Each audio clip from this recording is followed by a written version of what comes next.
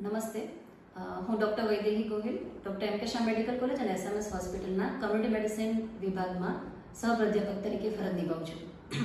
આજે આપણે વાત કરવાની છે વિવિધ પ્રકારના કેન્સરના લક્ષણો અને એના જોખમી પરિબળો. તો સૌથી પહેલા આપણે વાત કરીએ સ્તન કેન્સર એટલે કે બ્રેસ્ટ કેન્સર. તો બ્રેસ્ટ કેન્સરમાં સૌથી પહેલા વાત કરીએ લક્ષણો વિશે. તો લક્ષણોમાં શું જોવા મળશે? તો સ્તનની અંદર દુખાવા વગરની ગાંઠ થવી, સ્તનમાં ચાંદી પડી જવી, સ્તનના આકારમાં ફેરફાર થઈ જવો, સ્તનની ચામડી ખરબચડી અથવા ખરચડી થઈ જવી, નિપલ એટલે કે ગુજરાતીમાં જેને આપણે ડીટડી કહીએ તો નિપલમાં શું શું ચેન્જીસ થશે? રિટ્રેક્ટેડ નિપલ એટલે કે નિપલની અંદરની તરફ ખેંચાઈ જવી, નિપલમાં કોઈ ચાંદી પડી જવું, નિપલમાં ચાંદી પડી જવી, ખરજવું થવું અથવા નિપલમાંથી લોહી અથવા અન્ય કોઈ પ્રવાહીનો સ્ત્રાવ થવો. એની સાથે સાથે બગલમાં ક્યારેક ગાંઠ પણ જોવા મળતી હોય છે. આ થયા સ્તન કેન્સરના એટલે કે બ્રેસ્ટ કેન્સરના લક્ષણો. હવે આપણે વાત કરીએ બ્રેસ્ટ કેન્સરના જોખમી પરિબળો શું શું છે. તો સૌથી પહેલા આવશે ફેમિલી હિસ્ટ્રી એટલે કે ઘરમાં માતા અથવા બહેન કોઈને ઓલરેડી બ્રેસ્ટ કેન્સર ડાયગ્નોસિસ થયેલું હોય અથવા એમની હિસ્ટ્રી હોય. બીજું છે ઓલરેડી એક બ્રેસ્ટની અંદર કેન્સર ડાયગ્નોસિસ થયેલું હોય. બીજું આવશે બાળક ના થવું અથવા મોટી ઉંમરે બાળક થવું. પછી આવશે માસિક ધર્મ એટલે કે મેન્સ્ટ્રુઅલ હિસ્ટ્રી. તો નાની ઉંમરે એટલે કે 12 વર્ષની પહેલા માસિક ધર્મની શરૂઆત થઈ જવી અથવા મોટી ઉંમરે એટલે કે 55 વર્ષની ઉંમર પછી પણ માસિક ધર્મ બંધ થવો.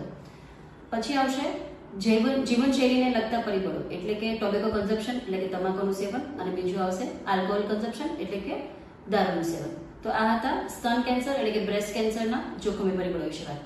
હવે આપણે વાત કરીએ સર્વાઇકલ કેન્સર એટલે કે ગર્ભાશયના મુખનું કેન્સર. તો લક્ષણોમાં શું આવશે? તો સૌથી પહેલા તો વાત કરીએ કે સંભોગ પછી લોહીના ડાઘ થવા એટલે કે સેક્સ્યુઅલ ઇન્ટરકોર્સ પછી લોહીના ડાઘ થવા. એના પછી આવશે અનિયમિતતા રક્તસ્રાવમાં, વધારે પડતો રક્તસ્રાવ આવવો અથવા બે માસિક ધર્મની વચ્ચે વધુ પડતો રુધિરસ્રાવ અથવા રક્તસ્રાવ થવો. પછી આપણે વાત કરીએ કે યોનિ માર્ગમાંથી દુર્ગંધ આવતું પ્રવાહી આવવું. પછી ગર્ભાશયના મુખની નજીક ન રોજાય એવી ચાંદી થવી. હવે આપણે વાત કરીએ ગર્ભાશયના મુખના કેન્સરના જોખમી પરિબળો. તો સૌથી પહેલા આવશે વહેલા લગ્ન, નાની ઉંમરે લગ્ન. તો એનાથી શું થશે કે નાની ઉંમરે જાતિ સમાગમ એટલે કે સેક્સ્યુઅલ ઇન્ટરકોર્સનો એક્સપોઝર વધી જશે. બીજું પરિબળ છે નાની ઉંમરે અને ટૂંકા ગાળાની પ્રસૂતિના લીધે ગર્ભાશયના મુખની વારંવાર થતી ઈજાઓ. પછી આવશે પ્રજનન અંગોની અસ્વચ્છતા. પછી જાતીય ચેપી રોગો. સાથે સાથે આવશે જો એકથી વધારે વ્યક્તિઓની સાથે જાતિ સમાગમ બાંધવો. એની સાથે સાથે જીવનશૈલીને લગતા પરિબળો જેવા કે આગળ આપણે વાત કરી ટોબેકો કન્ઝમ્પશન એટલે કે તમાકુનું સેવન અને આલ્કોહોલ કન્ઝમ્પશન એટલે કે દારૂનું સેવન. તો આ હતા જોખમી પરિબળો સર્વાઇકલ કેન્સર એટલે કે ગર્ભાશયના મુખના કેન્સરના જોખમી પરિબળો. હવે આપણે વાત કરીએ ઓરલ કેન્સર એટલે કે મોઢાનું કેન્સર અથવા મોંનું કેન્સર. તો કયા કયા લક્ષણો હશે એમાં?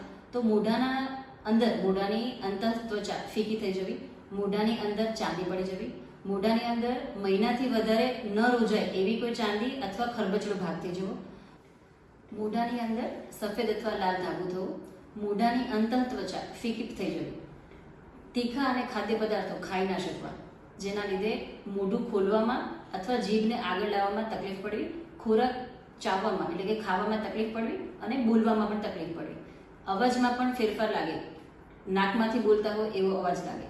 એની સાથે સાથે ક્યારેક વધારે પડતો લાળનો સ્ત્રાવ પણ જોવા મળતો હોય છે. તો આ હતા મોઢાના કેન્સર થવાના લક્ષણો. હવે જોખમી પરિબળોમાં શું આવશે? તો જોખમી પરિબળો મોઢાના કેન્સર માટે મુખ્યત્વે જીવનશૈલીને લગતા પરિબળો ભાગ ભજવે છે.